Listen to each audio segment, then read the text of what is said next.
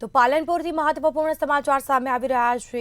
પાલનપુરના Umiya B Ed કોલેજના સંચાલક સામે ફરિયાદ નોંધાવી છે। તો ઉમિયા બીએડ કોલેજના સંચાલક સામે ફરિયાદ કોલેજના સંચાલક સામે 1.5 કરોડની ઉચાપતની ફરિયાદ નોંધાઈ। અમદાવાદના ભરત બાંટિયા અને તેમની પત્ની સામે ફરિયાદ દાખલ કરવામાં આવી છે। તેમની પત્નીની આચાર્યની લાયકાત ન હોવા છતાં બેંક ખાતું ખોલાવ્યું।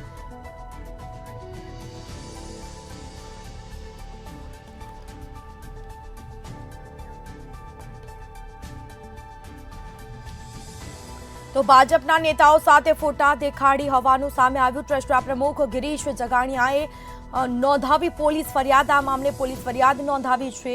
અમદાવાદના ભરત બાટિયા અને તેમની પત્ની સામે ફરિયાદ। તેમની પત્નીની આચાર્યની લાયકાત ન હોવા છતાં બેંક ખાતું ખોલાવ્યું હતું। તો સહી સિક્કાનો દુરુપયોગ કરી પગાર અને ફીની ઉચાપતની ફરિયાદ દાખલ કરવામાં આવી છે।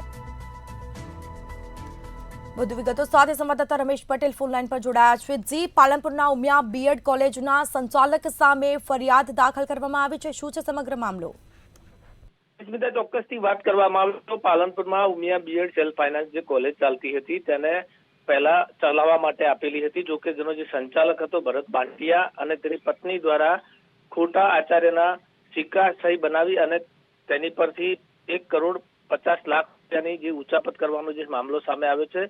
જો કે આ સમગ્ર મામલામાં અગાઉ ભરત બાંટિયા દ્વારા સંચાલકના જે બીએડ કોલેજના ટ્રસ્ટી હતા તેમની પર ફરિયાદ દાખલ કરવામાં આવી હતી, પરંતુ હવે જે સમગ્ર મામલે વિગતો બહાર આવી છે તેમાં જે આ ભરત બાંટિયા છે તેને આ કોલેજ જે હતી બીએડ તેને ખાલી ચલાવવા માટે જ આપી હતી। જો કે ત્યારબાદ તે અને તેની પત્ની પુષ્પાબેન ત્યાં બંને જેઓ અમદાવાદ કાંકરિયા વિસ્તારમાં રહેતા હતા તેઓ અહીંયા આવ્યા હતા અને તેમને કરાર આધારિત આ કોલેજ ચલાવવા લીધી હતી અને ત્યારબાદ વિદ્યાર્થીઓની ફી સહિત જે પ્રાધ્યાપકો હતા પગારોમાં પણ ઉચાપત કરી હતી। એટલે કે સમગ્ર મામલે હાલમાં 1.5 કરોડની ઉચાપત કર્યા અંગેની પાલનપુર પૂર્વ પોલીસ મથકે જે ટ્રસ્ટી છે અને જે આ ટ્રસ્ટના પ્રમુખ છે તે ગિરીશ જગણિયા દ્વારા હાલમાં ફરિયાદ નોંધાવવામાં આવી છે।